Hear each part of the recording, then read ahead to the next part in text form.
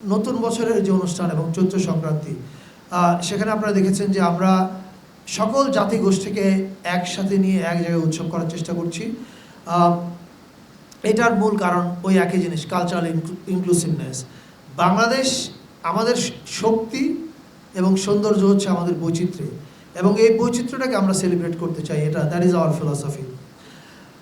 এবার যদি আমরা প্রোগ্রামের তালিকার কথা বলি, এবারে চৈত্র সংক্রান্তি, আসলে আপনারা জানেন যে ট্র্যাডিশনালি বাঙালিরা চৈত্র সংক্রান্তি পালন করত, এবং আমাদের যে অন্যান্য জাতিগোষ্ঠী যারা আছে, চাকমা, মারমা, গারো, যত জাতিগোষ্ঠী আছে, তাদের প্রত্যেকেরই আসলে মূল অনুষ্ঠানটা চৈত্র সংক্রান্তিকে ঘিরে হয়। ফলে আমাদেরও এবারের জাতীয় উৎসবগুলো চৈত্র সংক্রান্তি থেকে শুরু হচ্ছে। চৈত্র সংক্রান্তি উপলক্ষে আমাদের শিল্পকলা একাডেমির আয়োজনে দেশের 12টা জেলায় সাধু মেলা হচ্ছে। সেখানে সাধু সঙ্গ হবে এবং আধ্যাত্মিক গানের অনুষ্ঠান হবে। এছাড়া চৈত্র সংক্রান্তি উপলক্ষে ঢাকা শহরে শিল্পকলা একাডেমির আয়োজনে একটা কনসার্ট হচ্ছে সোহরাওয়ার্দী উদ্যানে। এই কনসার্টটা আমরা আশা করব অনেক বড় একটা কনসার্ট হবে, অনেক মানুষ অংশগ্রহণ করবে। সেখানে গান গাবে হচ্ছে, এখানেও ইনক্লুসিভিটির ব্যাপার থাকবে। গান গাবে F minor Garo band, Larang Marma band, Imang Tripura band, unity Khasia band, invocation Chakma band. এছাড়া বাঙালিদের মধ্য থেকে থাকছে Miles, Warfaze, Vikings, avoid Rafa, Dalchhut, Lalon ও স্টোন ফ্রি। এটা হচ্ছে চৈত্র সংক্রান্তির বড় অনুষ্ঠান ঢাকার।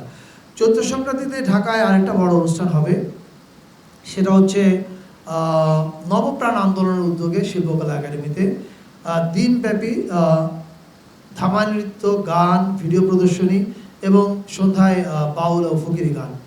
এছাড়া আরেকটা উৎসবের কথা আমি বলতে চাই। আমরা শুধু ঢাকা এবং পাহাড়ের কথা যে ভাবছি তা না, আমরা আসলে একদম রিমোট জায়গাতেও মানুষ যেন উৎসব করতে পারে সেটার দিকেও আমরা খেয়াল রাখছি। এবার আসি হচ্ছে আমরা নববর্ষের দিনের অনুষ্ঠান। নববর্ষের দিন ঐতিহ্যগতভাবে যে অনুষ্ঠানগুলো হয়, যেমন ছায়ানটের অনুষ্ঠান, সেটা হচ্ছে।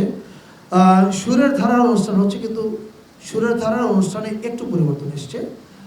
তারা আগে করতো হচ্ছে চিনমতি সম্মেলন কেন্দ্রে, কখনো লালমাটিয়া কলেজে, এবার তারা করবে হচ্ছে রবীন্দ্র সরোবরে, অনেক একটু বড় জায়গায়, যাতে এটা ধানমন্ডির নাইবারহুড উৎসব হয়ে ওঠে। এবং সুরের ধারা সরকারের ইনক্লুসিভ নীতিকে সমর্থন করে তারা তাদের অনুষ্ঠানে এই প্রথমবারের মতো অন্য জাতিগোষ্ঠীর শিল্পীদেরকেও রাখছে, তারাও তাদের গান পরিবেশন করবে। অর্থাৎ শুধুমাত্র বাংলা গান থাকছে না সুরের ধারাতে এবার। আর নববর্ষের দিনের একটা বড় আয়োজন আমরা জানি, শোভাযাত্রা। সেই শোভাযাত্রা এবার বাঙালি বাদে 27টা জনগোষ্ঠী অংশগ্রহণ করছে। চাকমা, মারমা, ত্রিপুরা, তঞ্চঙ্গা, লুসাই, পাংখোয়া, বম, ব্রো, চাক, খিয়াং, এরকম 27টা জনগোষ্ঠী। এবং তারা প্রত্যেকেই তার নিজের সংস্কৃতি নিয়ে, নিজের পোশাকে, নিজের বাদ্যযন্ত্র, আবার কেউ আধুনিক বাদ্যযন্ত্র নিয়ে আসবে। মারমাদের একটা গিটার স্কুল আছে, ব্রিলিয়ান্ট গিটার স্কুল। ওরা 15-20 জন গিটার প্লেয়ার নিয়ে আসছে, ইয়াং ছেলে মেয়ে, ম্রো বাঁশি বাদকরা আসছে। ফলে এরা প্রত্যেকেই তাদের নিজ নিজ কালচারকে রিপ্রেজেন্ট করবে এই এবারে শোভাযাত্রায়। এছাড়া চারুকলা থেকে এরা সবাই যুক্ত হবে চারুকলা শোভাযাত্রায়। আর চারুকলা শোভাযাত্রায় এই প্রথমবারের মতো বাম্বা যোগ দিচ্ছে। বিকেলবেলা মানিক মে এভিনিউতে একটা কনসার্ট আছে। এটাতে আমাদেরকে সহযোগিতা করছে শিল্পকলা একাডেমি, আয়োজন করছে, সহযোগিতা করছে ঢাকা সিটি কর্পোরেশন উত্তর। এই কনসার্টটার পরে সন্ধ্যা 7টায় একটা ড্রোন শো হবে। যে ড্রোন শোটা আয়োজিত হচ্ছে চিন্দু দাবাসের সহযোগিতায়। এটা বাংলাদেশে আমার ধারণা খুব এক্সক্লুসিভ একটা জিনিস হবে। সেখানে আপনারা, এটার থিম হচ্ছে নতুন বছর নতুন বাংলাদেশ। ফলে আপনারা সেখানে জুলাইকে দেখতে পাবেন, নববর্ষকে দেখতে পাবেন এবং পৃথিবীটাকেও দেখতে পাবেন। এবং এই ড্রোন শোটা খুবই আকর্ষণীয় কিছু হবে বলে আমরা বিশ্বাস করি।